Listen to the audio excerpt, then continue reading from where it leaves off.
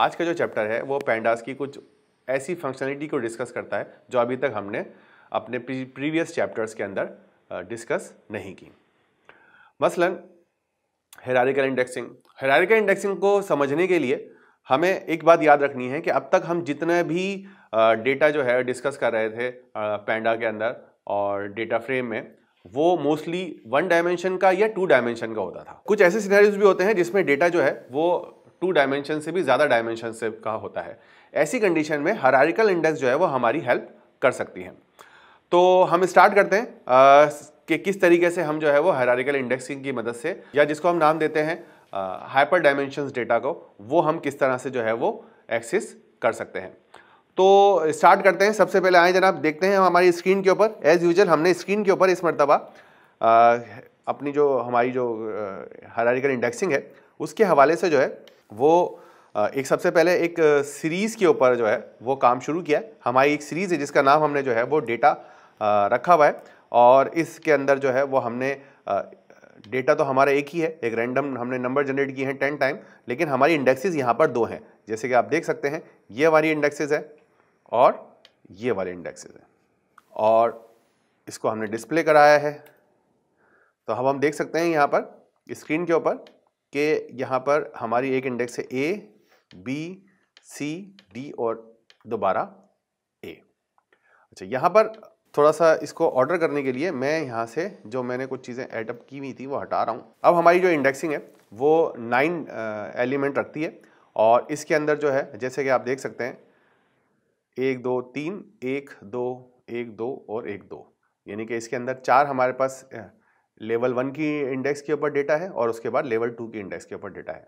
यहाँ पर देखें A जो है वो बार बार रिपीट नहीं हो रहा, लेकिन हम ये एज्यूम कर रहे हैं कि 2 के साथ भी और 3 के साथ भी A मौजूद है। इसी तरह B के साथ में 1 के साथ भी और 3 के साथ भी जो है वो B मौजूद है, और C में भी 1 के साथ तो है ही लेकिन साथ 2 के साथ भी सम। तो इस तरह हमारी जो डेटा है वो यहाँ पर काफ़ी ऑर्गेनाइज फॉर्म में है। ये हमारा एक हायरार्किकल इंडेक्सिंग या मल्टी लेवल इंडेक्सिंग की एग्जाम्पल है। इसमें हमने कुछ नया काम नहीं किया, हमने सिर्फ क्या किया है, इसमें डेटा तो हमारा एक ही है लेकिन इंडेक्सिंग हमने 2 लेवल की यहाँ पर दे दी है। इससे सबसे पहला फ़ायदा क्या है? सबसे पहला फ़ायदा तो हमारे पास ये है कि हम अब सिर्फ B के ज़रिए ये पूरे के पूरे चंक को एक्सेस कर सकते हैं। यानी कि अगर जो है वो मुझे A अगर मैं सिलेक्ट करता हूँ तो सिर्फ A लिखने से, क्योंकि A जो है सबके साथ मौजूद है, तो A लिखने से ये तीनों कॉलम, ये तीनों जो मेरे पास एलिमेंट हैं डेटा के, वो तीनों के तीनों एक्सेस हो जाएंगे। इसी तरह मैं जो हूँ वो यहाँ पर देखें B और C, B से लेकर C तक दोनों को मैं एक्सेस कर रहा हूँ। ठीक है जी। अब उसके बाद जो है हम थोड़ा सा नीचे जाते हैं, इसको रन करते हैं, तो ये हमारा B और C का। इस तरह अगर हमें अलग अलग इंडेक्सेस करनी है तो हम यहाँ पर ये हम डिफरेंट सिनेरियो डिस्कस कर रहे हैं। तो इससे हमें एक बात पता लग रही है कि आपके पास मल्टी लेवल इंडेक्स हो तो आपके पास ये होगी कि अगर आप उसकी मेन हायरार्की की एलिमेंट को एक्सेस करेंगे तो उसकी जो सब हायरार्की का सारा डेटा है वो आपके पास आ जाएगा। किताब के अंदर इसकी फर्दर डिटेल्स जो हैं वो यहाँ पर मौजूद हैं।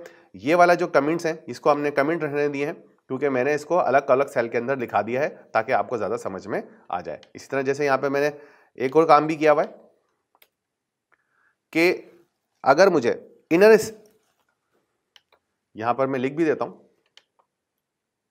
तो अब यहां पर मैं क्या कर रहा हूं, मैंने यहां पर एक कॉलन लगाया जो इस बात का इंडिकेटिव है कि मैं लेवल 1 के ऊपर यानी डायमेंशन 1 के ऊपर सारी के सारा डेटा देखना चाहता हूं, लेकिन डायमेंशन 2 से सिर्फ 2 वाला डेटा देखना चाहता हूं। तो अगर मैं इसको यहां पर देखूं तो यहां पर आप देखें कि आप हर जगह से 2 वाला, यानी कि A में से 2 वाला डेटा, B में तो 2 वाला है ही नहीं, C में से 2 वाला डेटा और D में से 2 वाला डेटा, ये 3 रोज जो है वो सिलेक्ट हो जाएंगी क्योंकि मैंने उसको कहा 2 वाला डेटा।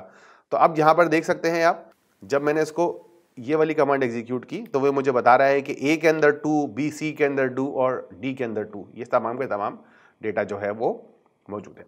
स्टूडेंट्स, आप इस छोटी सी एग्जाम्पल को बहुत सारी जगहों पर इस्तेमाल कर सकते हैं। इसकी सबसे बड़ी मिसाल जो है वो ग्रुपिंग है। मिसाल के तौर पर आप कोई ऐसा डेटा उठाते हैं जिसमें डेटा को मल्टी लेवल के ऊपर ग्रुप किया गया हो। फॉर एग्जांपल, आपके पास सेल्स का डेटा है, उसमें कराची, लाहौर, इस्लामाबाद, फैसलाबाद, इस तरह का डेटा मौजूद है। हम अपने स्टूडेंट्स की एग्जांपल देते हैं कि मेरे पास जो स्टूडेंट्स का डेटा है वो डिफरेंट सिटीज़ में और डिफरेंट जो है वो एरिया में या डिफरेंट सेंटर्स के हिसाब से डिस्ट्रीब्यूटेड होता है और वो डेटा मुझे यहाँ पर नजर आ आता है।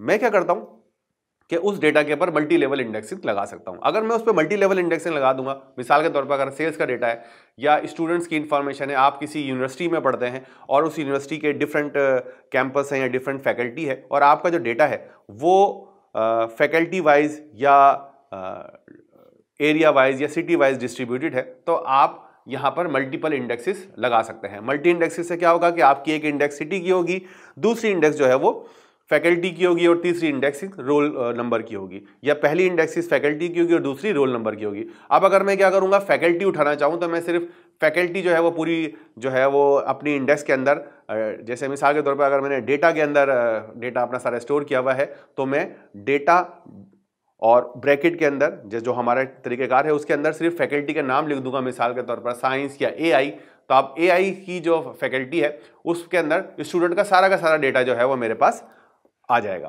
तो स्टूडेंट का जो सारा डेटा जो है वो मेरे पास सिर्फ फैकल्टी का नाम देने से आ जाएगा, मुझे इंडिविजुअल जाकर चेक करने की ज़रूरत नहीं है। तो ये एक एडवांटेज है जो हम मल्टीपल इंडेक्सिंग से उठा सकते हैं, जिसको हम हायरार्किकल इंडेक्सेस भी कहते हैं। तो स्टूडेंट इस तरह डिफरेंट टाइप की जो है वो हम डिफरेंट लेवल की इंडेक्सिंग के जरिए अपना डेटा ज़्यादा आसानी से एक्सट्रैक्ट कर सकते हैं और ज़्यादा आसानी से उस डेटा को कैटेगराइज या ऑर्गेनाइज कर सकते हैं, और अगर वो ऑर्गेनाइज हुआ होगा तो हम बड़ी ईजीली उसको एक्सट्रैक्ट भी कर सकते हैं।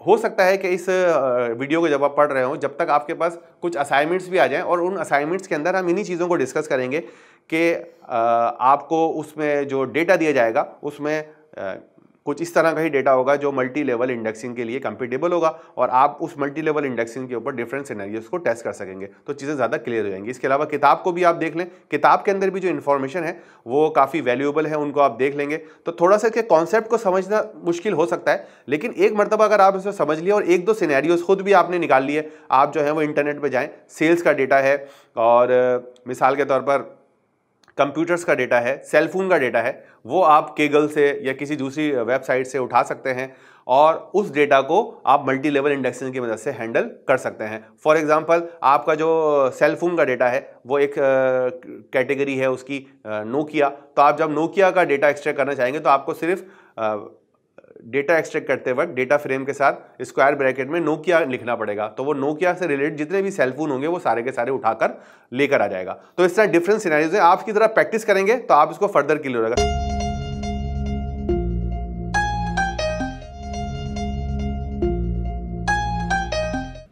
स्क्रीन के ऊपर आके देखते हैं। यहां पर देखें, मैंने स्क्रीन के ऊपर गौर से देखते रहे तो मैंने लिखा हुआ भी है, hierarchical indexing play important role in reshaping data and group based operation like forming a pivot table. For example, you could rearrange data into data frame using its unstack method. ये आपको समझने में थोड़ा मुश्किल लग रहा होगा, लेकिन आप इसको बड़ी आसानी से समझ सकते हैं कि देखें डेटा मेरा जो है वो दो लेवल के ऊपर था। दोबारा मैं यहाँ पर ले आकर दिखा रहा हूँ आपको, डेटा जो है वो मेरे यहाँ पर दो लेवल में, एक लेवल ये है और एक ये है।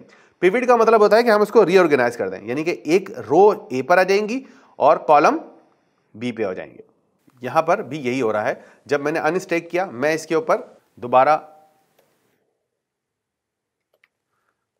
डेटा जो है वो इसको मैं बंद कर देता हूं, दोबारा मैं आपको डेटा दिखा रहा हूं। तो इसमें देखें कि ये डेटा है मेरा, ये मल्टी कॉलम या मल्टी लेवल है और ये उसकी पिवट फॉर्म है। पिवट फॉर्म में हमने कुछ नहीं किया, हमने क्या किया कि ए का 1 जो है वो हमने यहां पे कर दिया और बी का 1 उसके बराबर में कर दिया और सी का 1 उसके बराबर में कर दिया। यानी पहले जो डेटा जो है सिर्फ एक ही कॉलम में था, यहां पे देखें इंडेक्सेस तो दो है लेकिन डेटा तो एक ही कॉलम है ना, एक ही कॉलम है, ये कॉलम है। इसके अंदर ये वाला डेटा उठाया हमने और यहां पे लाके रख दिया। उसके बाद ये वाला डेटा उठाया और बजाय इसके नीचे दिखाने के हमने इसके बराबर में रख दिया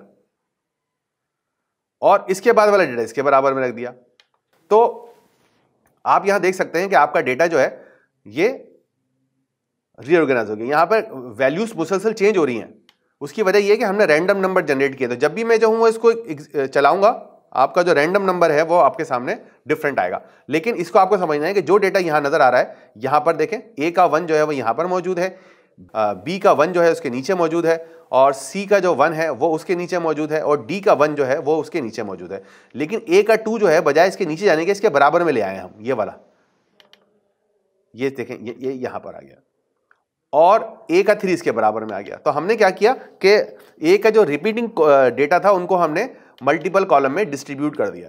तो अब हमारे पास कॉलम जो है वो ज्यादा हो गए हैं, लेकिन रोज जो है वो कम हो गई। अगर हम इन डेटा को गिने तो हमें लगेगा कि डेटा जो है वो काफी हद तक क्वांटिटी में सिमिलर है। यहां पर आप देखिए 4 रोज हैं और 3 कॉलम्स हैं, तो ये 12 हैं, जबकि यहां पर 9 थे। उसकी वजह यह है कि कुछ डेटा हर लेवल 1 की इंडेक्स के साथ अटैच नहीं है। मिसाल के तौर पर 2 नंबर जो है वो 3 में अवेलेबल नहीं है, ठीक है, और 2 नंबर जो है, नंबर 2 जो है डेटा वो बी में अवेलेबल नहीं है, और नंबर 3 का डेटा जो है वो सी में अवेलेबल नहीं है। तो जब इसको हमने पिवट टेबल में कन्वर्ट किया तो कुछ जगहों पे डेटा मैच नहीं हुआ, वहां पर हमने NaN जो है वो पैंडा ने डिस्प्ले कर दिया। तो यहां पर आप देख सकते हैं कि बी के 2 के अंदर NaN है। उसकी वजह यह है कि बी का 2 जो है यहां पर है ही नहीं, तो इसलिए NaN होना जो है वो बिल्कुल रीजनेबल लगता है। इसी तरह यहां वाला n है और ये वाला n भी आप चेक कर सकते हैं। अगर आपको ये अनस्टैक से दोबारा स्टैक के ऊपर लेकर आना है तो आप इस तरह भी लेकर आ सकते हैं। यानी अगर डेटा जो है वो आपके पास पिवट कंडीशन में हो तो आप स्टैक से जो है वो वापस उसको हायरार्किकल कंडीशन में लेकर आ सकते हैं।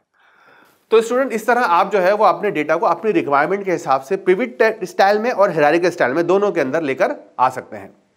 अब ये आपकी चॉइस है और आपकी रिक्वायरमेंट है कि आप डेटा को किस तरह रखना चाहते हैं। तो आगे चलते हैं। अभी तक हम डेटा हायरार्किकल के ऊपर ही काम कर रहे हैं, तो अगर हमें ज़रूरत होगी तो हम इसको बाद में नवद भाई ब्रेक कर देंगे। अभी इसको हम आगे चलाते हैं इसको।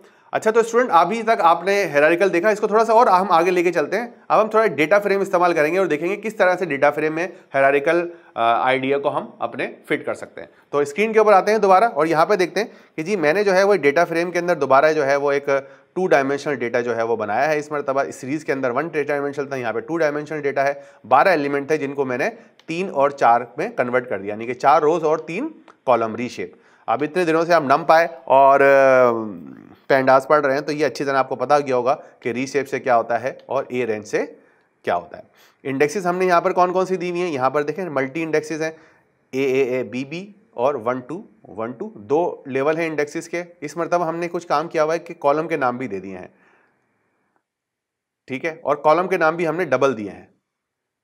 क्यों डबल दिए हैं ये हम अभी देख लेते हैं। एक्चुअली हमने इसलिए डबल दिए हुए हैं कि हमारा जो इंडेक्स हैं वो भी 2 लेवल की हैं। तो यहां पर हम जो काम समझने जा रहे हैं वो ये क्या है कि डेटा फ्रेम किसी भी एक्सेस के ऊपर हो सकता है। तो नवेद भाई, इसको हम यहां पर भी ब्रेक कर सकते हैं, लेकिन हमें फिर यहां पर हेडिंग लगानी पड़ेगी मल्टीपल एक्सेस वाली। या अगर हम इसको बीच में करना चाहें तो ब्रेक कर उसको फिर इस चीज को रिमूव कर देंगे जो मैं बोल रहा हूं, ठीक है। तो हमारे पास जो है ये हायरार्किकल इंडेक्स है। इस मरतबा जो हमारी हायरार्किकल इंडेक्सिंग है वो ना सिर्फ रोज के ऊपर है जो हमने सीरीज में देखी थी, ये देखें रोज के ऊपर हमने देखी थी, सीरीज के अंदर भी देखा था, हमारी कॉलम के ऊपर भी है। हमारा जो कॉलम भी है वो भी 2 लेवल के ऊपर है। एक नीचे वाला लेवल है जिसको हमने कलर का नाम दिया है और दूसरा ऊपर वाला लेवल है जिसके अंदर हमने इसको स्टेट का नाम दिया है। अभी जो है मैंने इसके अंदर कलर ऐड नहीं किया हुआ, तो मैं इसको यहां से हटा देता हूं ताकि आपको ज्यादा बेहतर तरीके से क्लियर हो जाए कि ये डेटा फ्रेम बना कैसे है। तो देखें जनाब, ये जब डेटा फ्रेम बनेगा तो इस तरह बनेगा। इसके अंदर ग्रीन, रेड और ग्रीन आ रहा है। ये जो ओहायो है इसके अंदर 2 कॉलम है और कोलोराडो के अंदर सिर्फ 1 कॉलम है। इसी तरह रोज के अंदर ए के अंदर 2 कॉलम है और बी के अंदर भी 2 कॉलम है।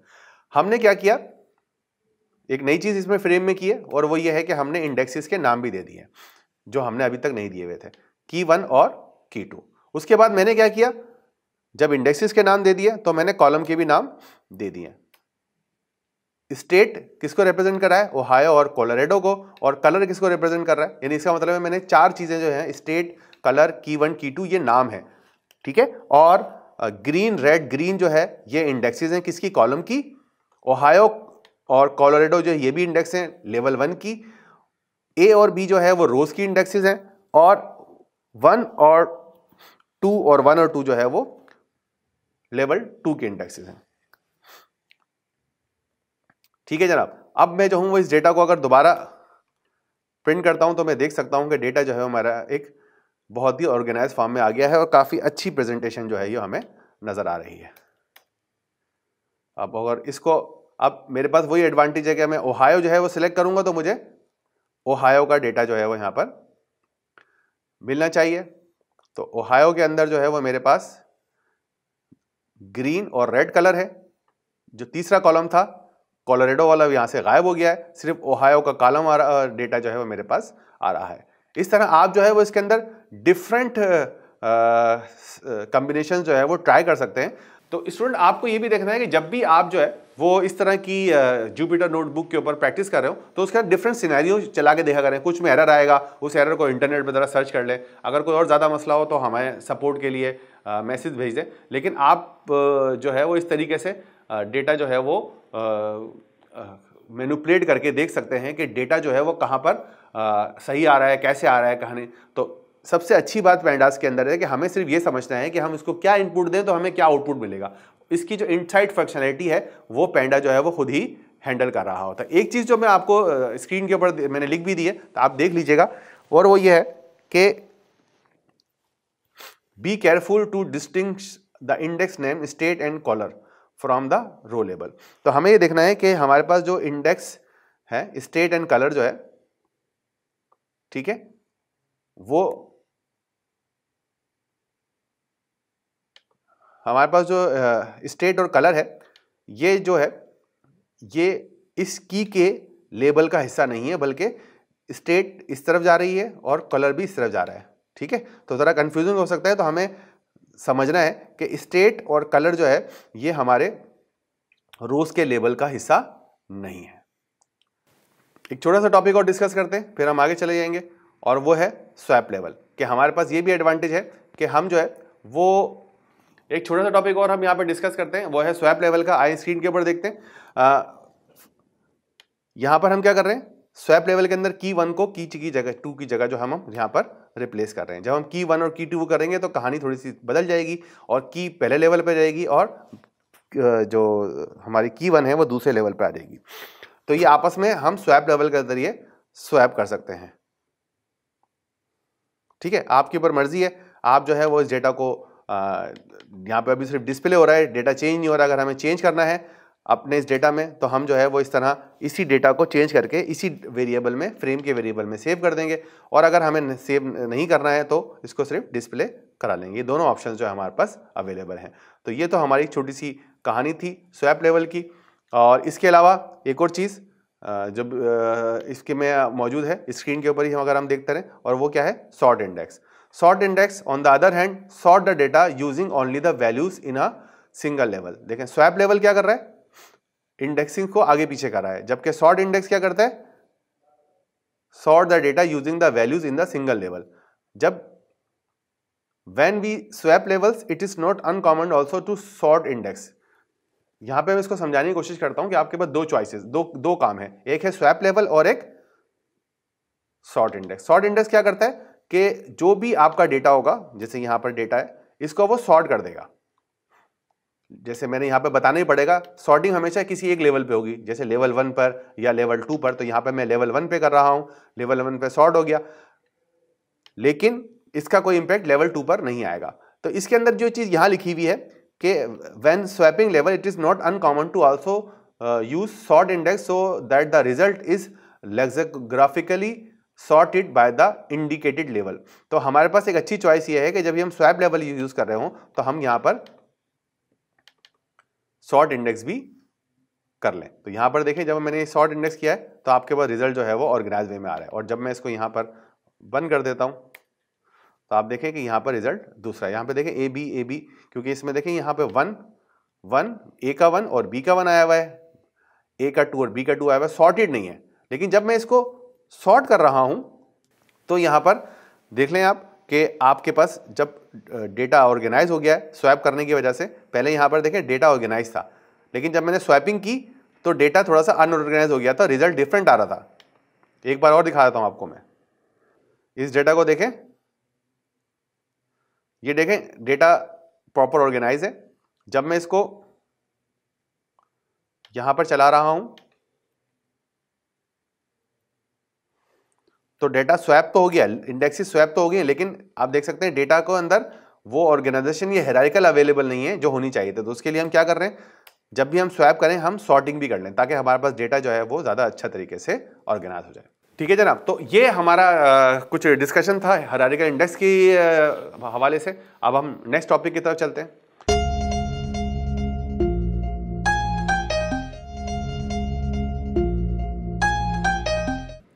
अब हमारा जो टॉपिक है वो है समरी का। अभी तक हमने हायरार्किकल इंडेक्स पढ़ लिया था, लेकिन अब हम जो है वो एक और टॉपिक डिस्कस करने जा रहे हैं और वो है समरी का, कि किस तरीके से हम स्टैटिकल इंफॉर्मेशन जो है वो अपने डेटा से एक्सट्रैक्ट कर सकते हैं। तो बहुत ही ईजी है। अब आप यहाँ पे देखें, अगर हम अपने स्क्रीन के ऊपर दोबारा आ जाते हैं और यहाँ पे देखते हैं कि यहाँ पर हमारा जो डेटा है, ए का डेटा और बी का डेटा, मैंने यहाँ पर ये फ्रेम लगा दिया। यहाँ पर ये फ्रेम है मेरा, ये नहीं असल डेटा है और ये उसकी समरी इन्फॉर्मेशन है। समरी इन्फॉर्मेशन में क्या होगा, अगर मुझे ये सम का फंक्शन लगाना है, मैंने यहाँ पर इसको बता दिया है कौन सी की है, तो वो क्या करेगा, उस की के हिसाब से समरी कर देगा। तो आप देख सकते हैं की 2 के हिसाब से इसने समरी कर दी। यहाँ पर जो है ये वहाँ पे 12 आ रहा है, ग्रीन का 12। आपको चेक करना है कि ये 12 कहाँ जो है वो कहाँ से आ रहा है। लेवल जो है वो 2 है, तो इसने क्या किया, इस 2 का ग्रीन का 3 उठाया और इस 2 के ग्रीन का 9 उठाया और इसको उसने 12 कर दिया। 1 के अंदर इसने क्या किया है कि ग्रीन का जो है वो 0 उठाया है और दूसरे का 6 उठाया, तो यहाँ पर 6 ले आया। तो इसके अंदर हम ये देख सकते हैं कि लेवल यहाँ पे याद रखिएगा, सम जो है वो किस पे आ रहा है, की 2 के ऊपर आ रहा है। तो की 2 के ऊपर जो है वो ये समरी होगी। तो की 2 के अंदर सबसे पहली की जो है वो 1 है, यानी ये की 2 के अंदर सबसे पहली इंडेक्स 1 है। तो इस 1 को वो जमा करेगा इस बी के 1 के साथ, तो उसके रिजल्ट जो है वो आपके सामने आ जाएगा। ये आप कैलकुलेट करके देख लीजिएगा। मुझे यकीन है कि 16 का मतलब जो है यहाँ से 11 है और यहाँ से 5 है। नहीं आ रहा होगा तो फिर मुझे बता दीजिएगा, हम देख लेंगे। देखें यहाँ पर हमने इसको थोड़ा सा और इम्प्रूव किया है, चेंज कर दिया है इसमें लेवल।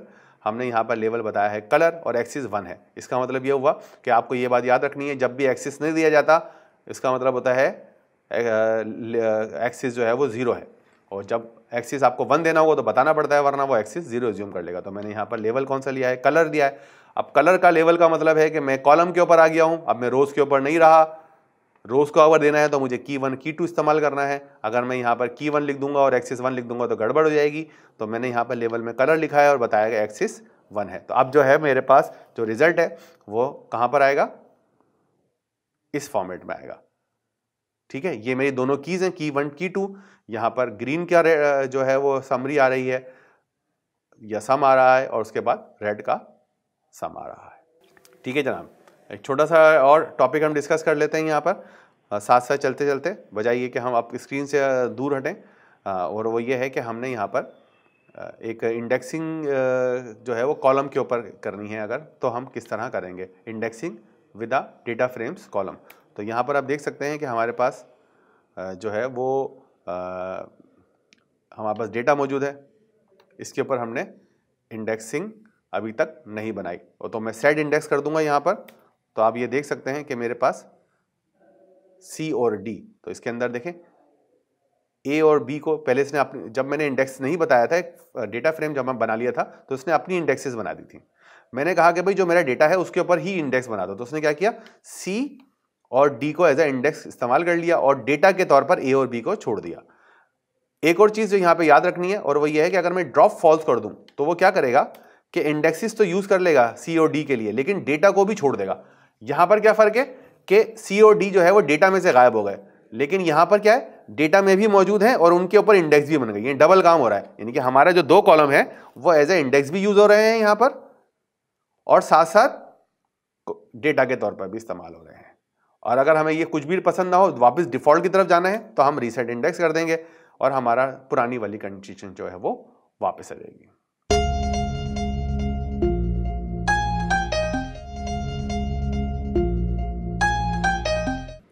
स्टूडेंट, अब हम बड़ा ही इंपॉर्टेंट टॉपिक जो है वो डिस्कस करने जा रहे हैं, और वो टॉपिक है combining and merging data set. Combining और मर्जिंग डेटा सेट के अंदर हमें ये चीज़ें बड़ी अच्छी से समझनी चाहिए कि हमारा डेटा जो है वो डिफरेंट डेटा फ्रेम में, डिफरेंट सीरीज में हो सकता है, और हमें अक्सर जो है वो उसको कंबाइन करने की और उसको मर्ज करने की ज़रूरत है। तो मर्ज करने के और कंबाइन करने के डिफरेंट सिनेरियोज हैं जो हम डिस्कस करने जा रहे हैं। तो आए देखें स्क्रीन के ऊपर, सबसे पहला जो सिनेरियो हम डिस्कस करेंगे वो मर्ज का है। तो यहाँ पर देखें मैंने क्या किया है, अब एक डेटा फ्रेम df1 बनाया है, DF2 बनाया है, DF3 बनाया है और DF4 बनाया है, और इन सबको जो है वो मैंने क्या किया है, मर्ज कर दिया है।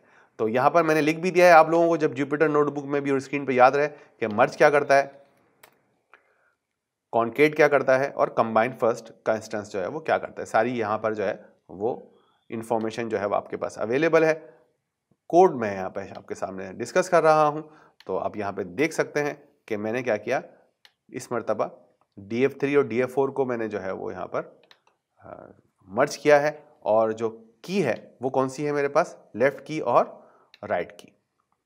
ठीक है, इसके अंदर मैंने जो है वो कुछ चीज़ें जो है वो आपके लिए जानबूझ के छोड़ी हुई हैं। किताब के अंदर से आप देखकर चेक करेंगे कि अगर किताब के अंदर कोड हैं वो कौन से वाले हैं, DF1 के और DF2 के मर्ज करने के, तो वो थोड़े से डिफरेंट हैं। मैं सिर्फ आपको इसमें से DF3 और DF4 बता रहा हूं। किताब के अंदर DF1 और DF2 भी अवेलेबल है, तो आप उनको मर्ज कर सकते हैं। तो सबसे पहले जो है मैं यहाँ पर थोड़ा सा एडवांस ले रहा हूँ और मोड ले रहा हूँ, लेकिन अगर आप चाहें तो यहाँ पर इस जगह DF3 और DF4 डिस्प्ले करा के, ये प्रिंट करा के देख लें उनका डेटा क्या है। मैं आपको यहाँ पर डायरेक्टली जो है वो दिखा रहा हूँ कि किस तरीके से जो DF3 का डेटा था BBAACCAABB वो और DF4 का डेटा जो है वो किस तरह आपस में मर्ज हो गया है। मर्ज करने के लिए मैंने जो है बताया है उसको कि लेफ्ट की क्या होगी और राइट की क्या होगी। ठीक है, इसकी पूरी थोड़ी सी डिटेल्स जो है वो आपको जो है वो किताब में से आपको थोड़ी सी डिटेल्स जो है वो किताब में से निकालनी पड़ेगी। कुछ डिफरेंट सिनेरियोज हैं कि हम किस तरीके से हम डेटा को जो है वो मर्ज कर सकते हैं। मसलन आप जो है वो बता सकते हैं कि जब आप दो डेटा को मर्ज कर रहे होंगे तो लेफ्ट साइड की कौन से डेटा की जो है के कौन से कॉलम को, लेफ्ट साइड के कौन से कॉलम को एज अ की लेना है और राइट साइड के कौन से कॉलम को एज अ की लेना है। इस वाली कमांड में जो आप इस वक्त स्क्रीन के ऊपर देख रहे हैं, यहां पर हमने लेफ्ट साइड के अंदर L की एज अ की ली है और राइट के अंदर हमने R की ली है। तो जब स्क्रीन के ऊपर हम आते हैं, देखते हैं कि जब देखें इस R की और L की के ऊपर डेटा को मर्ज कर दिया गया है। तो दूसरे अल्फाज में अगर आप समझने की कोशिश करें, मैं आपको स्क्रीन के ऊपर भी देखते हैं और मुझे भी देखते हैं कि मेरे पास एक डेटा लेफ्ट साइड पे मौजूद है और एक डेटा राइट साइड पे मौजूद है। उन दोनों को मैं मर्ज करने जा रहा हूं। हम हमेशा पहले भी देख चुके हैं कि मर्जिंग हमेशा इंडेक्सेस की बेस के ऊपर होती है। तो हमने उसको ये बताया है कि भाई इंडेक्स के लिए आप ये वाला डेटा इस्तेमाल कर लो इस वाले डेटा फ्रेम से, और डेटा जो हमारा DF4 है उसके अंदर से डिफरेंट डेटा इस्तेमाल कर लो। यानी कि मैंने दो अलग अलग कीज दी हैं। अगर मैं नहीं दूंगा, अगर मैं ऐसा नहीं करूं और डायरेक्ट मर्जिंग के ऊपर चला जाऊं तो क्या होगा, देखते जरा स्क्रीन के ऊपर। नो कॉमन कॉलम, उसको कोई कॉमन कॉलम नहीं मिला। क्यों? क्योंकि मेरे डेटा के अंदर जो है वो इंडेक्सेस के नाम जो है वो डिफरेंट है। तो अब यहां पर उसको डिफॉल्ट इंडेक्सेस नहीं मिल रही हैं, तो यहां पर मुझे कोई ना कोई उसको कॉलम का नाम बताना पड़ेगा ताकि वो प्रॉपर तौर पे इंडेक्स कर ले। इसका मतलब ये हुआ स्टूडेंट कि अगर आप जो है वो किसी भी डेटा को या किसी डेटा फ्रेम को मर्ज करने जा रहे हो दूसरे डेटा फ्रेम के साथ, तो आपको हमेशा ये याद रखना है कि उनको आपस में मर्ज करने के लिए कोई कॉमन कॉलम चाहिए होगा ताकि वो वैल्यू से वैल्यू मैच कर ले और उनको वो दिखाना शुरू कर दे। इसके लिए आपको थोड़ी सी RDBMS की लॉजिक भी पढ़नी पड़ेगी। अगर आपने अभी तक RDBMS नहीं पढ़ा है तो आप इस वीडियो को थोड़ा सा पॉज करें और RDBMS को इंटरनेट पर सर्च करें और उसके अंदर आप सर्च करेंगे ज्वाइन, तो वो आपको बताएगा कि डिफरेंट टाइप के जो है वो ज्वाइंस होते हैं, inner join, left join, right join.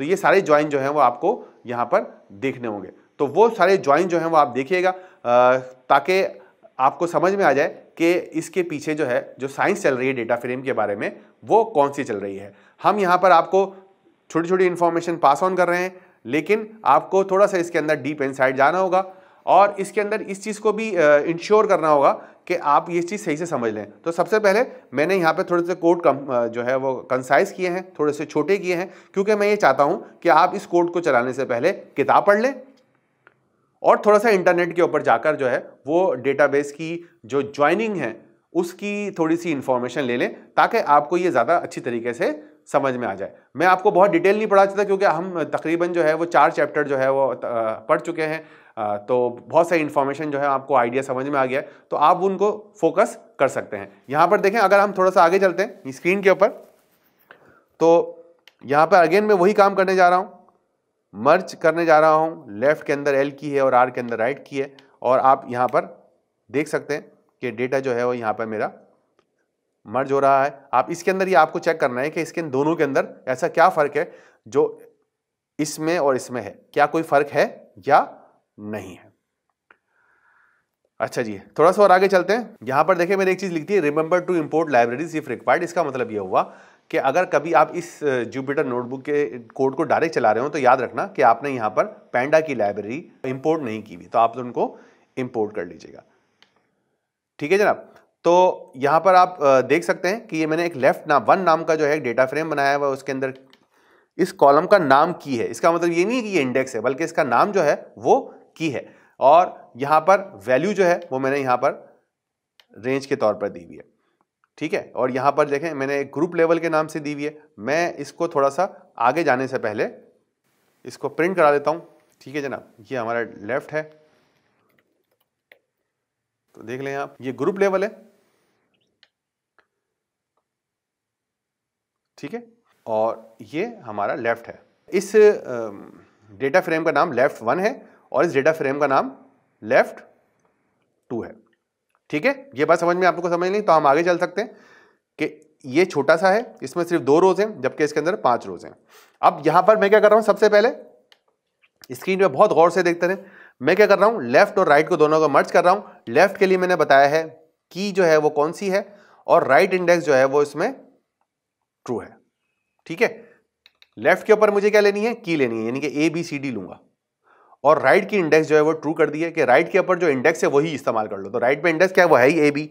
यहां पर हमने क्या किया है, की यहां पे ले लिए। यहां पर देखें इंडेक्स जो है वो 1 0 1 2 3 है, तो मैं यहां पर एक कॉलम को एज अ इंडेक्स यूज करा रहा हूं, जबकि ग्रुप के अंदर इंडेक्स को ही मैं कह रहा हूं कि इंडेक्स के तौर पर। तो इसकी पूरी कहानी जो है, कंप्लीट डिटेल जो है वो आपको किताब से मिल जाएगी। आपको सिर्फ इसको चला के देखना है कि इसके अंदर रिजल्ट क्या आ रहा है। तो आप देख सकते हैं कि इसने क्या किया कि यहां से वैल्यू उठाई ए की वैल्यू, और उस ए की वैल्यू को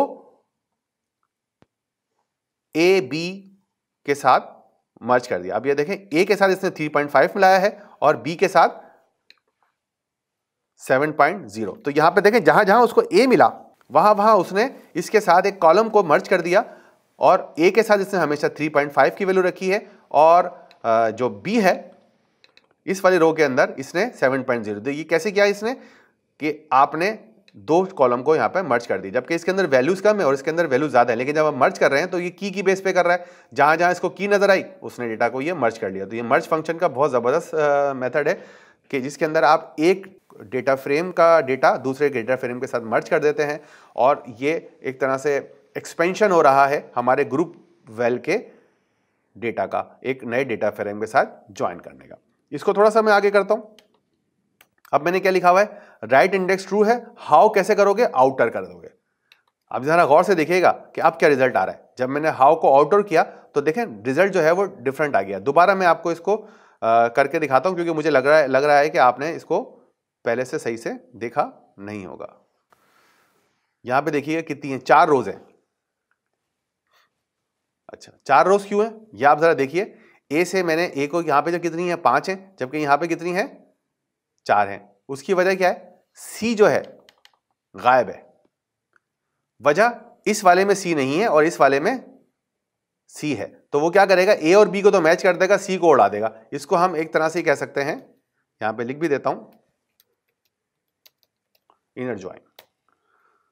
ठीक है, ये डेटा को मस्ट मैच करेगा। अब हम क्या करने जा रहे हैं, आउटर के ऊपर करने जा रहे हैं। तो आउटर के अंदर क्या होगा, 5वीं रोज आ जाएगी। 5वीं रोज में आप देख सकते हैं डेटा NaN है, तो उसने 5वीं रो भी देगी। आउटर का मतलब है कि जो डेटा कॉलम के अंदर एक डेटा फ्रेम में जो डेटा नहीं होगा वो डेटा भी जो है वो लेकर आकर दिखाएगा। तो इसने क्या किया, कोई भी डेटा छोड़ा नहीं है, जहां पर वैल्यू मैच नहीं हो रही थी वहां NaN दिखा दिया। जबकि इनर में क्या हो रहा था, जो डेटा मैच नहीं हो रहा था उसको उसने उसकी रो को ही उड़ा दिया।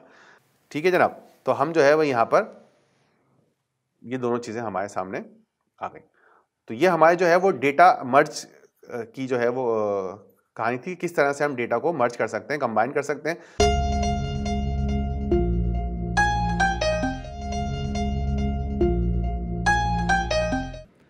इसके अंदर दूसरा हिस्सा है वो कॉनकैट का है। कॉनकैट के अंदर क्या होता है, मर्जिंग में क्या हो रहा है, जब हम डेटा मर्ज कर रहे होते हैं तो उस वक्त हमारा डेटा जो है वो इंडेक्स टू इंडेक्स मर्ज कर रहा होता है, यानी कि यहाँ से और यहाँ से दोनों तरफ से दो डेटा फ्रेम होंगे, वो आपस में मर्ज हो जाएंगे, उनकी जो जो इंडेक्स मैच हो रही होंगी वो हमारे सामने आ जाएंगी। अगर हम आउटर ज्वाइन इस्तेमाल कर लेंगे तो मैक्सिमम ये होगा कि जो मर्ज नहीं हो रही वो भी आ जाएंगी, लेकिन डेटा जो है आपका कॉलम वाइज होगा, यानी कि आपके नंबर ऑफ कॉलम्स के अंदर इजाफा हो जाएगा।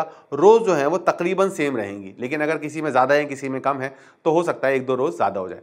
तो जब भी इनर ज्वाइन होगा, सॉरी आउटर ज्वाइन होगा, तो नंबर ऑफ रोज कितनी होंगी, जितनी सबसे बड़े वाले डेटा फ्रेम की है, यानी कि दो डेटा फ्रेम को मर्ज कर रहा हूँ तो अगर लेफ्ट में 5 हैं और यहाँ पर 4 हैं तो 5 रोज जो है वो आउटर में आ जाएंगी, और अगर इनर ज्वाइन इस्तेमाल कर रहा हूँ तो वो वाली रोज स्किप हो जाएगी जो दोनों को मैच नहीं करा रही, तो ये मर्जिंग कहलाती है। ठीक है, अब हम नेक्स्ट चीज के ऊपर आ रहे हैं और वो है कॉनकैटिनेशन। कॉनकैटिनेशन में क्या होता है कि वो मर्ज नहीं करता, कि वो डेटा को साइड बाय साइड रख रहा होता है। जब वो साइड बाय साइड रखेगा तो वो कॉलम के नाम या रोज के नाम जो है वो, या उनको की कह लें, जो भी लेबल कह लें, उनको मैच कर रहा होगा। तो आइए देखते हैं स्क्रीन के ऊपर, इसको हम 3 नाम से याद करते हैं, कॉनकैटिनेशन, बाइंडिंग और स्टैकिंग। इसके अंदर देखें, मैंने आपके पास कुछ चीज़ें जो है वो आपको बताई हैं जो आपको करनी है। मैं इसके अंदर आपको कोड एग्जीक्यूट करके नहीं दिखा रहा हूं, लेकिन ये स्क्रीन के ऊपर आप देख लें। 82 के ऊपर जो है वो आपका एक सीरीज बन रही है। 82 क्या है, 82 जो है ये बुक के अंदर उस सेक्शन का नाम है जहां पर कोड अवेलेबल है, यानी कि आप बुक में जाएं, इस चैप्टर जो चैप्टर है हमारा, मेरे ख्याल से 8वां चैप्टर है, उस चैप्टर के देखें, ढूंढें, इस तरह स्क्वायर ब्रैकेट में कहीं 82 मिलेगा, वहां से आप 82, 83 इन तमाम चीज़ों को, इंफॉर्मेशन को लेकर आएँ और फिर यहाँ पर ये कॉनकैट का फंक्शन इस्तेमाल कर लें। ठीक है, और आपके पास डेटा आ जाएगा। तो मैं यहाँ पर थोड़ा सा आपको गाइड कर रहा हूँ, डिटेल्स जो है वो आपको वहाँ से ही उठानी है और देखना है कि ये जो बिहेवियर है इसका वो कैसा है। सही है जनाब, कुछ भी नहीं हुआ, ज़बरदस्त, यही मैं चाह रहा था। ये मैंने यहाँ PD कॉनकैट किया तो आप देख सकते हैं कि इसके अंदर जो है मेरे पास 0 1 थे, ये 0 1 यहाँ आ गया, 0 और 1। इसके अंदर 2 3 4 था, उसके बाद ये 2 3 4 आ गया, और इसके अंदर 5 6 था और ये 5 6 आ गया। ठीक है जी, यहाँ पर आप यहाँ पर देखिएगा, इसके अंदर AB था, ये AB यहाँ आ गया, ये आपस में स्टैकिंग हो रही है। यहाँ पर अगर मेरी यहाँ पर कहीं इंडेक्सिंग मैच हो जाती, जैसे यहाँ में C की जगह B लिखा हुआ होता, तो आप देख सकते हैं यहाँ पे B दोबारा आ गया, मर्ज नहीं हुआ यहाँ पर। ठीक है, B जो है वो दोबारा आ गया, यहाँ पे मर्ज नहीं हुआ हुआ, तो इसको मैं B ही रख देता हूं ताकि जब मैं अपलोड करूं तो ये आपको समझ में आ जाए। ठीक है, यहां पर मैं लिख दिया है कि by default concat work with axis 0, तो ये आप एक्सिस 1 के ऊपर भी ट्राई कर सकते हैं। ठीक है, आउटर ज्वाइन और इनर ज्वाइन के ऊपर कर सकते हैं, क्योंकि थोड़ी सी इसकी जो है ना आपको प्रैक्टिस करनी है। इसी तरह अगर इसको आगे लेके चलें यहाँ पर, तो ये मजीद इंफॉर्मेशन जो है वो यहाँ पर है जो आपको देखनी है कि किस तरीके से आप ये जो है ये फर्दर काम कर सकते हैं। तो ये मैं यहाँ पर इस स्क्रीन के ऊपर थोड़ा सा पॉज कर रहा हूँ आपको, आप देखें, और ये वाला काम जो है वो आप किताब से कॉपी करके चला के देखें, एग्जीक्यूट करें कि इंफॉर्मेशन जो है वो क्या आ रही है क्या नहीं आ रही। ठीक है, बाज़ जगह जो है वो हमें इंडेक्सिंग यूज़ नहीं करानी होती, फिर भी कॉनकैट कराना होता है, तो हम फिर ये वाला काम कर सकते हैं जो यहाँ पर नज़र आ रहा है। ठीक है, यहाँ पर हमें वार्निंग भी आ रही है कि आप इसमें सॉर्ट ट्रू जो है वो पास कर दें। मैंने यहाँ पर पास कर दिया है, कहाँ पे पास नहीं किया, इस वाले पे नहीं किया। तो ये दो एक ही चीज़ कमांड है, मैंने ये दोनों इसलिए लिखी थी कि पहले वाले के अंदर ये एरर आ रहा था, दोबारा मैं लिख दी है इसको। तो किताब के अंदर असल में ये वाली चीज़ जो है ये तो है, लेकिन ये सॉर्ट ट्रू जो है वो मौजूद नहीं है। मैंने क्या किया है, इसमें सॉर्ट ट्रू लगा दिया ताकि वो जो हमारे पास वार्निंग आ रही है वो आना बंद हो जाए। तो आप देख सकते हैं कि मैंने यहाँ पर 0 1 2 0 1 2 करके ये जो है डेटा कर दिया। यहाँ पर जो है वो इंडेक्स जो है वो इग्नोर हो रही है, यानी कि वो इंडेक्सिंग को यूज़ नहीं करेगा, बस डेटा उठाएगा और वो स्टैक के अंदर लाकर आपस में स्टैक कर देगा। तो आप देख सकते हैं इसने डी वाला कॉलम जो है वो एक्स्ट्रा यहाँ पर लगा दिया है जो कि यहाँ पर एग्जिस्ट नहीं था, और उसके साथ सी जो है वो NaN है क्योंकि सी के अंदर जो है वो मैचिंग नहीं हुई है।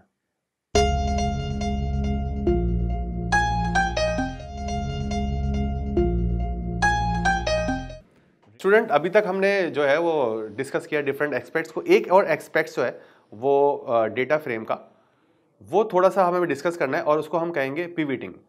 पिविटिंग का मतलब ये होता है कि आपका डेटा अगर एक ही सीरीज में या एक ही लाइन में आ रहा हो तो उसको मल्टीपल लाइन में या मल्टीपल कॉलम में कैसे डिवाइड कर सकते हैं। हमें इस पे डेटा की वही नेचर को देखना होगा। हम थोड़ा सा पहले भी डिस्कस कर चुके हैं, याद होगा कि हमने किस तरीके से एक कॉलम के डेटा को पिविट करके डिफरेंट कॉलम के अंदर लेकर आ गया था। तो ऐसे कुछ सिनेरियो हो सकते हैं। मिसाल के तौर पर एक सिनेरियो ये हो सकता है कि भाई आपने एक स्टूडेंट का डेटा लिया और वो जो स्टूडेंट का डेटा था वो एक ही कॉलम में रख दिया। सबसे पहले आपने स्टूडेंट का नाम लिया, उसके बाद उसको लिखा कि उसके फिजिक्स के मार्क्स, केमिस्ट्री के मार्क्स, कंप्यूटर साइंस के मार्क्स, मैथमेटिक्स के मार्क्स, इंग्लिश के मार्क्स, ये 4 कॉलम 4 जो है वो रोज आपने ऐड कर दी। उसके बाद दूसरा स्टूडेंट लिया, दूसरे स्टूडेंट की 4 रोज ऐड कर दी, तीसरे स्टूडेंट लिया, तीसरे स्टूडेंट की 4 रोज ऐड कर दी। तो इस तरह आपने जो है वो 4 स्टूडेंट्स का डेटा मल्टीपल हायरार्किकल इंफॉर्मेशन के तौर पर डाल दिया है, लेकिन कॉलम आपने एक ही इस्तेमाल किया। इसको अगर हम पिविटिंग का एग्जांपल देंगे तो उसमें क्या होगा, पिविटिंग के अंदर बजाय ये कि ये 4 रोज होंगी 4 कॉलम होंगे, यानी कि हम क्या करेंगे, स्टूडेंट का नाम होगा, केमिस्ट्री के मार्क्स, फिजिक्स के मार्क्स, कंप्यूटर साइंस के मार्क्स, मैथमेटिक्स के मार्क्स, इंग्लिश के मार्क्स, इस तरह कॉलम बनते चले जाएंगे। तो इसको हम कहते हैं पिविटिंग। तो अक्सर जो है वो डेटा जो है वो आपका मल्टीपल डायमेंशंस के अंदर जो है वो हायरार्किकल डायमेंशंस के अंदर जो डेटा होता है उसको हम पिविट भी कर सकते हैं ताकि वो रो और कॉलम की फॉर्म में ज्यादा बेस्ट ऑर्गेनाइज हो जाए। स्क्रीन के ऊपर देखते हैं हमने क्या किया, यहाँ पर एग्जाम्पल जो है से एक मैक्रो डेटा नाम की CSV जो है वो उठाई है। ये आपके पास एग्जाम्पल के फोल्डर में लाजमी तौर पे होगी और इसका हम एक हेडर जो है हम चेक कर रहे हैं। ये तरह सा प्रोफेशनल सिनेरियो है, थोड़ी सा आपको मुश्किल होगा लेकिन आप ये समझने की कोशिश करें कि इसके अंदर देखें ईयर जो है वो 159 है, 1959 है, क्वार्टर जो है इसका 1 है और ये इसकी इंफॉर्मेशन 1 2 3 ठीक है 4 इस तरह की लेकिन इंफॉर्मेशन है। फिर वही दोबारा वही ईयर इस्तेमाल हो गया, क्वार्टर दूसरा आ गया, फिर वही इंफॉर्मेशन हुआ, क्वार्टर तीसरा आ गया, फिर वही वाला ईयर वो इस्तेमाल हुआ, क्वार्टर चौथा आ गया। अब इसका मतलब ये हुआ कि ये पिविट हो सकता है। ये पिविट कैसा होगा कि हम एक कॉलम क्वार्टर 1 के लिए बनाएंगे, एक कॉलम क्वार्टर 2 के लिए, एक कॉलम क्वार्टर 3 के लिए और एक क्वार्टर 4 के लिए। तो इसके अंदर यहां पर देखें किताब के अंदर आपके पास कोड भी मौजूद है। मैं दोबारा यहां पर इसको आपको मेंशन कर रहा हूं कि यहां पर किस तरीके से हमारे पास डेटा जो है वो यहां पर मौजूद है। हाँ, तो मैंने एक यहां पर जो है वो एक नया जो है वो पीरियड इंडेक्स के नाम का एक फंक्शन इस्तेमाल किया है और इसकी आप टाइप पता कर लें।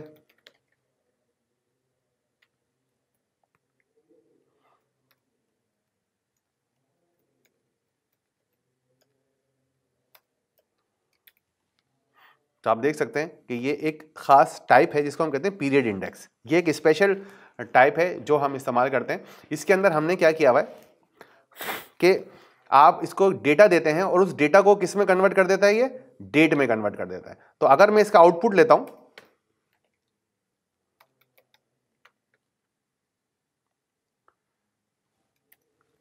तो आप देख सकते हैं पीरियड इंडेक्स के अंदर ये देखें 195Q1, 195Q2, 195Q3 इस तरह की इंफॉर्मेशन जो है मेरे पास आ रही है। तो इसने क्या किया कि 2 क्वार्टर को आपस में मैच कर दिया है। ठीक है, डेटा में से इसने क्वार्टर उठा लिया और ईयर में से ईयर उठा लिया। तो इसकी पूरी फंक्शनलिटी जो आपको इससे इंटरनेट के ऊपर इसके पीछे की साइंस जो है वो आप देख सकते हैं। मैं क्या करने जा रहा हूं यहां पर स्क्रीन के ऊपर अगर हम देखते रहें कि कॉलम के अंदर मैंने एक डेटा फ्रेम की जो है वो इंडेक्स लगा दी है। पीडी तो हमारा पता है ना, ये वाला पीडी है जो। तो हमने क्या किया, कुछ कॉलम्स बनाए हैं और पीडी का मतलब तो हमारी लाइब्रेरी है और इसके अंदर हमने एक और फंक्शन इस्तेमाल किया है, इसको हम कहते हैं इंडेक्स का, जिसके अंदर क्या होता है कि उसने हमें 3 इंडेक्स बना दिए हैं, 1 2 और 3, और इनके नाम क्या रख दिए हैं, आइटम्स। इसको भी मैं प्रिंट करके देख लेता हूं। ठीक है जनाब, तो आप ये देख सकते हैं ये हमारी एक इंडेक्स बन गई। इंडेक्स हमारी बन गई है, थोड़ा सा डेटा आ गया है। अब मैं क्या करने जा रहा हूं, अपने डेटा को री इंडेक्स करने जा रहा हूं।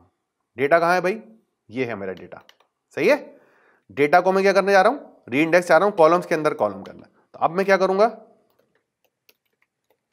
यहां पर अगर डेटा को हेड प्रिंट करूं तो मैं देखूंगा कि मेरा जो डेटा है वो चेंज हो गया है। ठीक है, अब मेरे पास क्या आ रहा है यहाँ पर, ये 3 कॉलम जो है मेरे पास आ रहे हैं, क्योंकि मैंने क्या किया है, सिर्फ 3 कॉलम ही इसमें से एक्सट्रैक्ट किया है। ये हम पहले भी कर चुके हैं, आपको थोड़ा सा नया लग रहा होगा, काफ़ी दिनों बाद किया है, लेकिन टेक्निकली हम क्या कर सकते हैं कि हमने क्या किया, ये एक इंडेक्स एरे बनाया और हमारे पास ये ऑप्शन होता है कि जब हम री इंडेक्सिंग करते हैं और ये वाला कॉलम के अंदर हम बता देते हैं इसके अंदर कि भाई हमें 3 कॉलम चाहिए, तो हमारे पास एक नया डेटा फ्रेम क्रिएट हो जाता है, उसके अंदर सिर्फ 3 कॉलम होते हैं। मेन डेटा के अंदर बहुत सारे कॉलम थे, लेकिन डेटा के अंदर जो है वो 3 ही कॉलम थे। उसके बाद मैंने क्या किया, इंडेक्स फॉर, तो अब मैंने क्या किया, इसके अंदर डेटा की इंडेक्स के तौर पर पीरियड्स की जो है वो टाइम स्टैम्प मैंने बता दी कि ये जो पीरियड्स नाम की हमने एक स्पेशल टाइम सीरीज इस्तेमाल की थी, इसको हमने टाइम स्टैम्प में कन्वर्ट कर दिया है। पहले किस में थी, ये हम पहले देख चुके थे। इसमें बार बार थोड़ा सा एरर आ रहा है, तो मैं क्या कर रहा हूँ कि इसको ये थोड़ा सा एक ही जगह लिख देता हूँ ताकि इसके अंदर वो एरर ना आ जाए, बाद में कमांड चल जाती है तो इसमें एरर आ जाता है। तो आप ये देखें, ये पीरियड इंडेक्स थी, मैंने इसके अंदर जो है वो इसको डिस्प्ले भी करा दिया है और इसको यहाँ पर जो है वो इसके तीनों कॉलम भी करा दिए हैं। अब मैंने क्या किया कि इस डेटा को, अपने डेटा को रीइंडेक्स कर दिया, तो मेरे पास डेटा ऐसे वाला आ गया। अब उसके बाद हमने क्या किया कि इसको टाइम स्टैम्प में कन्वर्ट कर दिया। ठीक है जनाब, जब हम इस पीरियड्स की टाइम स्टैम्प को कन्वर्ट करेंगे, मैं यहाँ पर तो देखें अब ये क्या हो गया, देखें यहाँ पर देखें, ये क्या था 195Q1 था, इस तरह डेटा फॉर्म में था, लेकिन मेरी जो पीरियड का एक मेथड है टू टाइम स्टैम्प, ये जो है इसने इसको क्या किया, इसको प्रॉपर डेट में कन्वर्ट कर दिया। 159Q1 को इसने कर दिया 19503 और 31। इसमें देखें हर किसी की जो आखिरी डेट है मंथ की वो आ रही है, यानी Q1 की जो आखिरी डेट है वो आ रही होगी, और वो क्या है 03 की 31 है, दूसरे वाले क्वार्टर की 630 है, तीसरे वाले की 0903 है और चौथे वाले की 12, यानी कि वो बता रहा है कि भाई इसको हम किस तरह से डेट में हमने कन्वर्ट कर लिया। तो इस जो हमने को दोबारा एज अ डेटा की इंडेक्स के तौर पर इस्तेमाल कर लिया। जब हम डेटा की इंडेक्स के तौर पर इस्तेमाल करेंगे और अब हम इसको डिस्प्ले करें और हम थोड़ा नीचे चले जाएं, तो हम देखते हैं कि अब हमारा डेटा जो है वो अभी तक क्या था, हमने जो डेटा देखा था यहाँ पर उसमें ये तीनों कॉलम तो थे लेकिन इंडेक्सिंग नहीं थी। तो यहाँ पर क्या हो गया, डेटा जो है वो हमारा एक ये वाली चीज जो है वो हमारे पास इंडेक्स के अंदर तौर पर आ गई है। अब उसके बाद मैंने सबसे आखिरी में क्या किया, मैं इसका हेड ले आता हूं, ठीक है ये है। अब इसको दोबारा जो है वो मैंने यहां पर, तो अब इसके अंदर देखें ये वाला डेटा और इस वाले डेटा में क्या फर्क है। ये वो डेटा है जो हमें मिला था, क्योंकि इसके अंदर एक ही क्वार्टर बार बार आ रहा था ना। अब यहां पर चेंज है, लेकिन आप ये देखें ये 915 का 03, 915 ये 3। अब इसके अंदर क्या पहली वाली क्या है, रियल जीडीपी, इन्फ्लेशन और अनएम्प्लॉयमेंट।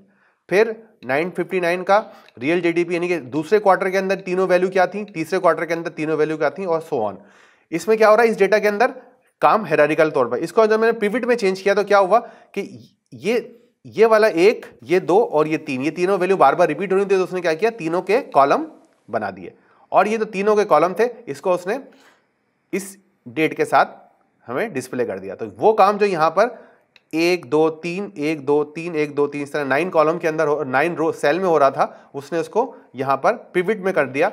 यानी कि दूसरे अल्फाज में ये वाली वैल्यू यहां चली गई, उसके बाद वाली वैल्यू क्योंकि डेट एक ही है, इन्फ्लेशन वो यहां पर आ गई बराबर में, उसके बाद अनएम्प्लॉयमेंट उसके बाद बराबर में आ गई।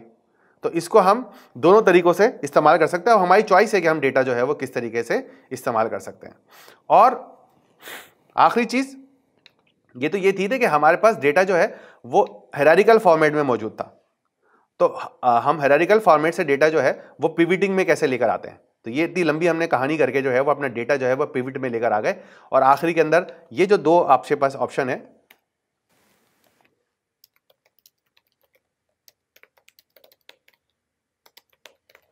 हमने ओल्ड फॉर्मेट में कन्वर्ट कर दिया सिर्फ कंपैरिजन के लिए कि पहले हमारा कॉलम ऑप्शन क्या था और हमने किस तरह उसको पिवट कर दिया। लेकिन अगर डेटा ऑलरेडी पिवट फॉर्म में हो, जैसे ये वाला डेटा है, ये डेटा ऑलरेडी पिवट फॉर्म में ही है और मुझे अचानक कोई ऐसी सिनेरियो की जरूरत है जहां पर मेरे पास मुझे डेटा जो है इस तरह फॉर्मेट में हायरार्किकल फॉर्मेट में लाना है, तो भी मैं लेकर आ सकता हूं। उसके लिए मेरे पास एक अलग फंक्शन मौजूद है जिसका नाम है मेल्ट का। मेल्ट का फंक्शन क्या करेगा कि वो इस पिवट फॉर्मेट को कन्वर्ट कर देगा इस वाले फॉर्मेट। आप ये देख सकते हैं कि यहां पर FO FOO फू जो है वो यहां है A, B और C। यहां पर देखें फू जो है वो A के साथ आया है, फिर फू जो है वो B के साथ आया है और फिर फू जो है वो C के साथ आया। तो इस तरह उसने क्या किया कि पहले जो है वो इस कॉलम का डेटा जो है वो यहां पर ये वाला डेटा A के साथ लिखा, फिर ये वाला डेटा लिखा, फिर ये वाला डेटा लिखा, तीनों डेटा लिख दिया। फिर उसने ये वाला डेटा है और B के साथ वाला लिख दिया, फू B बार 5 B और इस तरह करके। तो इसने क्या किया, इसने ये 3 कॉलम को कन्वर्ट कर दिया एक कॉलम के अंदर। यहां पर कितने कॉलम आ रहे हैं, 1 2 3 4। यहां पर देखें एक की है, एक वेरिएबल है और एक वैल्यू है। तो यहां पर क्या होता है, आपके एक ही कॉलम में डेटा रिपीट हो रहा है, इसको हम मेल्ट भी कहते हैं। ठीक है, तो हमारे पास दोनों ऑप्शंस थे जो हमने देखे। एक हमारा ऑप्शन क्या है, pivoting long to wide format, यानी कि हमारे पास लॉन्ग फॉर्मेट है तो वाइड में कैसे कन्वर्ट करेंगे, और हमारे पास अगर वाइड फॉर्मेट होगा तो लॉन्ग में कैसे कन्वर्ट करेंगे। दोनों फॉर्मेट जो है हमारे पास ऑप्शंस अवेलेबल हैं। यहां पर हम एंड करते वक्त आपको याद दिलाते हैं, तो इस तरह के फॉर्मेट अक्सर हमारे लिए इसलिए हेल्पफुल होते हैं कि हमें डिफरेंट टाइप के ग्राफ बनाने पड़ते हैं। अगर हमारे ग्राफ जो है वो एक्स और वाई के ऊपर स्प्रेड है, लाइन ग्राफ है, तो हमारे लिए जो है वो वाइड फॉर्मेट जो है वो काफ़ी यूजेबल हो सकता है, या हम कंपैरिजन कर रहे होते हैं। लेकिन बाज़ औक़ात स्टैकिंग के अंदर एक स्टैक टाइप का फॉर्मेट आता है, या स्टैकिंग जो है वो बार ग्राफ होता है। ऐसी कंडीशन के अंदर जो है वो हमें लॉन्ग फॉर्मेट की ज़रूरत पड़ती है। तो हमारे पास दोनों चॉइसेस हैं, पेंडा ने दोनों चॉइसेस दे दी हैं। अब आपको जिस ग्राफ के जिस आउटपुट के लिए, जिस इन्वायरमेंट के लिए चाहिए, उसके हिसाब से जो है वो आपको इन्फॉर्मेशन लॉन्ग से वाइड में या वाइड से लॉन्ग में कर सकते हैं। तो यहाँ पर जो है हम इस चैप्टर का एंड कर रहे हैं। Thank you.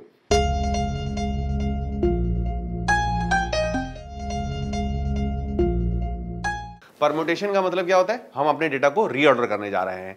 तो परम्यूटेशन और रैंडम सैंपलिंग के अंदर हम यहां पर डेटा को रीऑर्डर कर रहे हैं, डेटा को चेंज नहीं कर रहे हैं। ये भी आपकी किताब के टॉपिक है, तो आप इससे किताब से जो है इसकी फर्दर डिटेल्स जो है वो लेकर आ सकते हैं।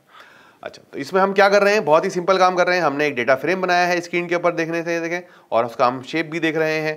तो आप देख रहे हैं ये हमारा डेटा है, इसके अंदर 5 रोज और 4 कॉलम हैं। ठीक है, ये हमारे कॉलम्स हैं और ये हमारी रोज हैं। ये थोड़ा सा ऑकवर्ड लग रहा होगा क्योंकि इस मरतबा हमने यहाँ पर ना तो रोज के लिए इंडेक्स दी है, ना कॉलम के लिए हेडिंग दी है। तो दोनों के लिए उसने डिफॉल्ट ले लिया है। यहाँ पर कॉलम के नंबर बता दिए हैं और यहाँ पर रोज के नंबर बता दिए 5/4। अब मैंने यहाँ पर एक सैम्पलर चलाया और मैंने बताया कि भाई, तो आप देख सकते हैं कि सैम्पलर के अंदर डेटा आ चुका है, और मैंने उस सैम्पलर को की मदद से डेटा चलाया। यहाँ पे मैंने परम्यूटेशन के अंदर 5 लगाया हुआ था, यहाँ 4 लगा देते हैं। तो हमें अभी देखें यहाँ पर हमने सैम्पलर चलाया है, यहाँ पर ये हमारे रैंडम परम्यूटेशन के ऊपर काम कर रहा है। ठीक है, रैंडम परम्यूटेशन पर हम काम कर रहे हैं। आप उसमें देखें, अगली मरतबा फिर मैं सैम्पलर चला रहा हूँ, तो ये सैम्पलर जो है वो आपका डेटा 0 1 2 3 4 में ही लेकर आ रहा है। अच्छा, अब मैं यहाँ पर इस सैम्पलर को प्रिंट कर रहा हूँ पहले। तो देखें इसने यहाँ पर क्या, बस 1 0 2 3 ये सैम्पलर में इसलिए प्रिंट करा रहा हूँ आपको 1 2 मरतबा, तो आपको कि हर मरतबा एक नया ऑर्डर देगा रोज का। अब मैं क्या करूँगा, इस अपने डेटा फ्रेम को इस ऑर्डर के हिसाब से ऑर्डर कर लूँगा, यानी कि मैं यहाँ पर लिखूँगा DF = DF सैम्पलर। तो अब क्या होगा यहाँ पर कि आप देखें डेटा जो है मेरा चेंज होता जा रहा है। मैं दोबारा इसको चलाता हूँ, तो आप ये देखें मेरा जो डेटा है वो मेरी इंडेक्स तो वही नज़र आ रही है, लेकिन मेरा डेटा जो है वो जो मेरे सैम्पलर है उसके हिसाब से बार बार चेंज हो रहा है। कभी ये वाला डेटा ऊपर आ जाएगा और कभी ये डेटा नीचे आ जाएगा। ठीक है, अब आप देखें ये 4 5 6 7 वाली लाइन जो है वो